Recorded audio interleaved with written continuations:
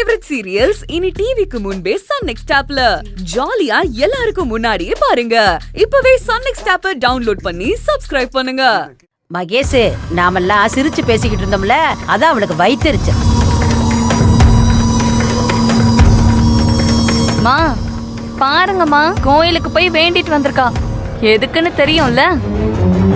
நல்லா தெரியுமே, அவங்க அம்மா உடம்பு சரியில்லாம ஆஸ்பத்திரியில படுத்து கிடக்கல, அவளுக்காக தான்.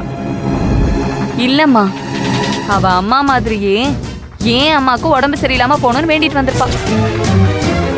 ஓ, இவ வேண்டிக்கிட்டா எனக்கு கை கால் விளங்காம போயிருமா? இல்ல இவங்க அம்மாக்காரி மாதிரி நானும் போய் ஆஸ்பத்திரியில படுத்துக்க போறேனா?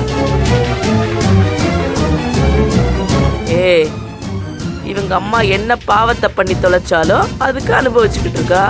அதுக்கு நாம என்னடி பண்ண முடியும்? நிறுத்துங்க. எங்க அம்மாவை பத்தி பேசுறதுக்கு உங்களுக்கு எந்த யோகிதையும் கிடையாது. நீங்க எல்லாம் அவங்க கால் தூசிக்கு கூட வர மாட்டீங்க. என்னதான் நீங்க எல்லாம் மனுஷ ஜென்மமோ எனக்கு தெரியல. உங்க புத்தி எல்லாம் என்னன்னு எனக்கு தெரிஞ்சு போச்சு.